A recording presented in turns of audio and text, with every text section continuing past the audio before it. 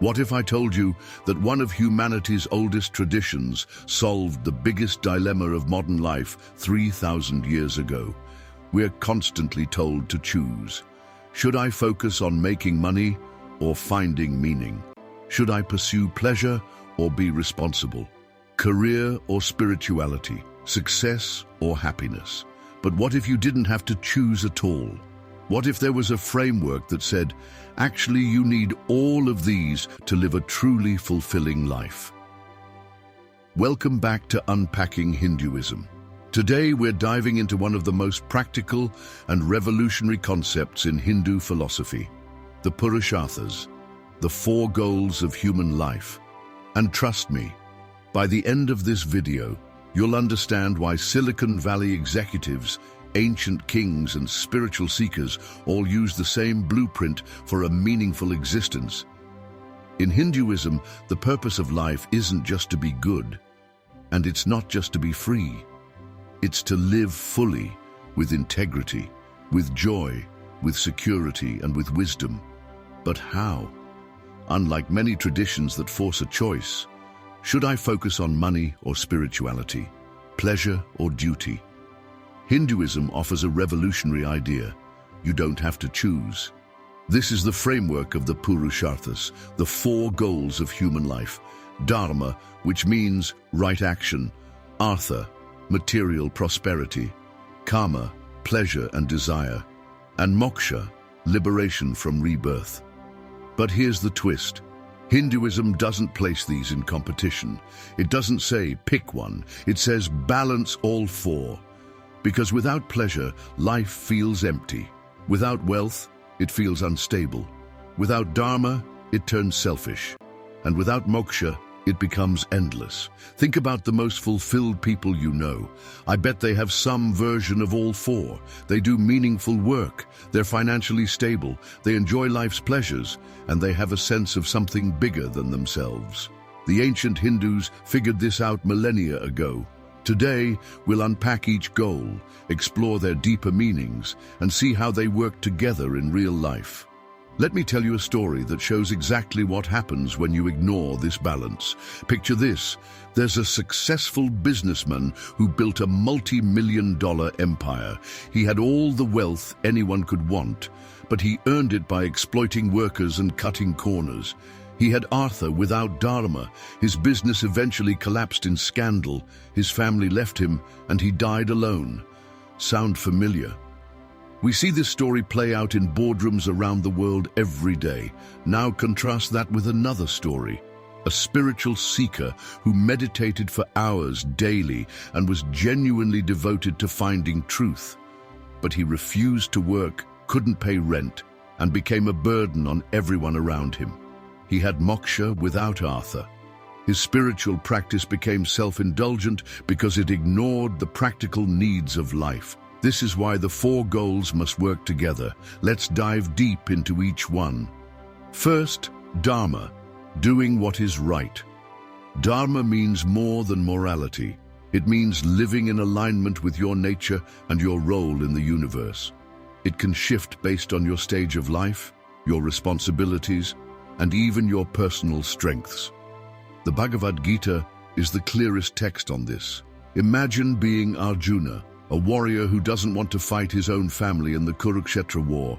His heart is breaking, but Krishna reminds him, your personal pain does not override your dharma. If your role is to protect justice, you must act, even if it hurts. This isn't about blind obedience, though. The Mahabharata shows how complex dharma can be. Yudhishthira, the eldest Pandava, is famous for his truthfulness, but his rigid honesty leads him to gamble away his kingdom. His dharma was to be truthful, yes, but also to protect his people. Sometimes our dharmas can conflict, and we must choose wisely. This raises a critical question. How do we know what's truly dharmic in our modern lives? Let's say you're offered a high-paying job that requires you to sell products you know are harmful. What's your dharma? Is it providing for your family, or is it refusing to cause harm? It requires self-reflection, asking, does this action harm others? Does it align with my deeper purpose? It requires guidance from scriptures, teachers, or intuition, and it requires courage because doing the right thing isn't always easy. Here's what's beautiful. Dharma isn't a fixed rule book. A doctor's Dharma is different from a teacher's Dharma. A parent's Dharma evolves as their children grow. A young person's Dharma differs from an elder's. It's a living practice, one that evolves as we grow. Second, Artha, the pursuit of material well-being. Here's where Hinduism surprises people. A lot of people think Hinduism is against money. It's absolutely not. Artha means security, stability, and prosperity. It's about having enough resources to live with dignity and to support your Dharma. Think about it. How can you help others if you can't help yourself? How can you practice generosity if you have nothing to give? Lakshmi, the goddess of wealth, is honored in almost every Hindu home. But here's the key. She's also known to leave places filled with greed or chaos. That's why wealth in Hinduism is never just about money. It's about how it's earned and used. Ancient texts like the Artha Shastra, written by the master strategist Chanakya, lay out detailed instructions on governance, finance, and economic strategy. This isn't some spiritual afterthought. It's a core part of the tradition. Why? Because material success isn't separate from spiritual life. It's part of it. But here's the crucial distinction. Artha is a means, not an end. Hoarding wealth? That disrupts Dharma. Exploiting others for profit? That blocks moksha. But wealth earned ethically and shared generously, that's sacred. Think of it like a tree. Dharma is the roots, your foundation. Artha is the trunk, your stability. Without a strong trunk, even the deepest roots can't hold you up, but a trunk without roots will topple in the first storm. Let me share a modern example. There's a tech entrepreneur I know who built his company specifically to solve climate change. He's making millions, but every decision is filtered through his Dharma of environmental protection. His wealth amplifies his ability to do good. That's Artha in service of Dharma. Third, Kama, pleasure, desire, and love. This is probably the most misunderstood goal. Kama is often reduced to just sexual pleasure, but it includes all sensory and emotional joy, art, music, romance, beauty, meaningful relationships, even the pleasure of a perfectly cooked meal or a sunset that takes your breath away. The famous Kama Sutra isn't just an erotic manual, it's a philosophical guide to living joyfully and ethically. It covers how to cultivate meaningful relationships, the art of conversation, aesthetics, even home design. It's about creating beauty in every aspect of life. Kama is linked to Kamadeva, the Hindu god of desire. In one famous story, Kamadeva shoots his arrow at Shiva to awaken love, but Shiva, deep in meditation, burns him to ashes with his third eye. This isn't a warning against desire itself, but against misplaced desire. Pleasure without awareness, destructive. Pleasure aligned with Dharma, divine. Take the eternal love story of Radha and Krishna. Their love isn't just romantic, it's a metaphor for the soul's longing for the divine. Kama, in its highest form, becomes a bridge to spiritual joy. Here's what this means practically. Hinduism says you should enjoy life. Eat delicious food, fall in love, create art, laugh with friends, but do it consciously. Don't let pleasure become addiction. Don't let desire become greed. Let joy be a celebration of life, not an escape from it. I think about a musician friend who creates beautiful music, loves deeply, enjoys great food and travel. But she also uses her art to heal others and donates regularly to causes she believes in. Her pleasure enhances her Dharma instead of conflicting with it. Finally, moksha, liberation from rebirth. This is the ultimate goal, but it's also the most misunderstood. Moksha means freedom, not from life, but from the cycle of samsara, birth, death, and rebirth. It's the realization that you were never separate from Brahman, the divine essence of everything. The Upanishads focus entirely on this profound question: who am I? What is the self? And the answer is always the same: Tat Tvam Asi. You are that. You are not separate from the divine consciousness that pervades everything. But here's what's truly radical about Hinduism.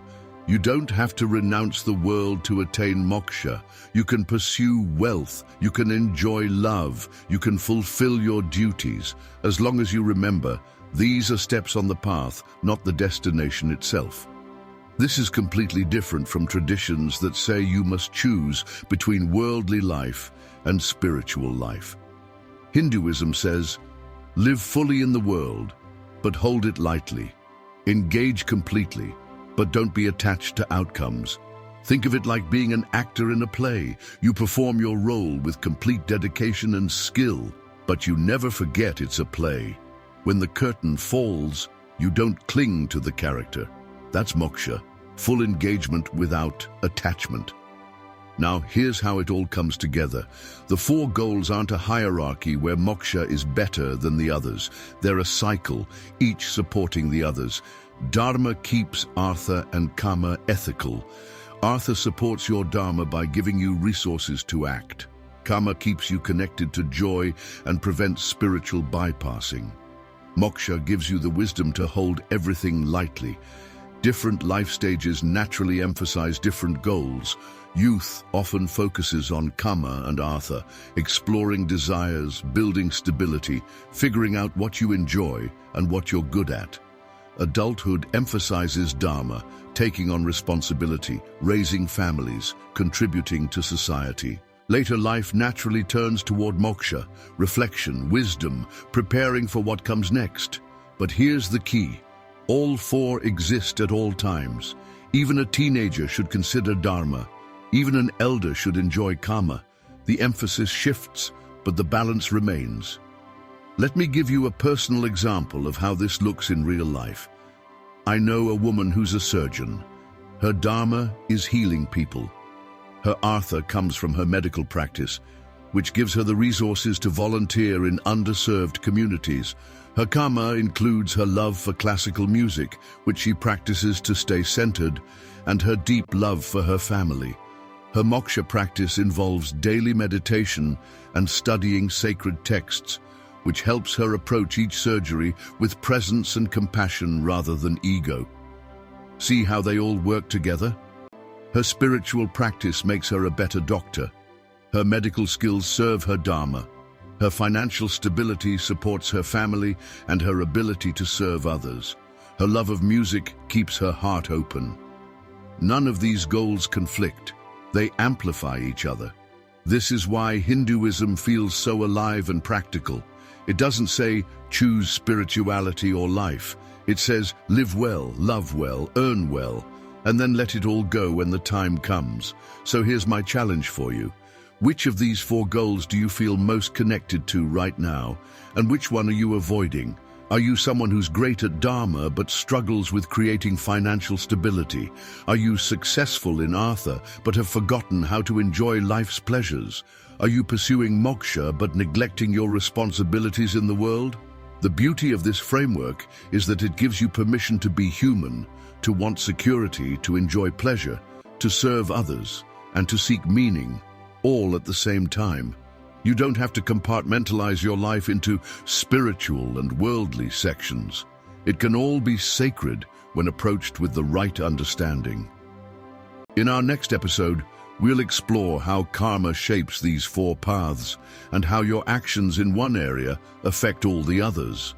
We'll also look at how your Vedic birth chart, especially your nakshatras, can reveal which of these goals you're here to master in this lifetime. But for now, I want you to think about your own life through this lens. What would it look like to consciously balance all four goals? What would change if you stopped seeing spirituality and success as opposites?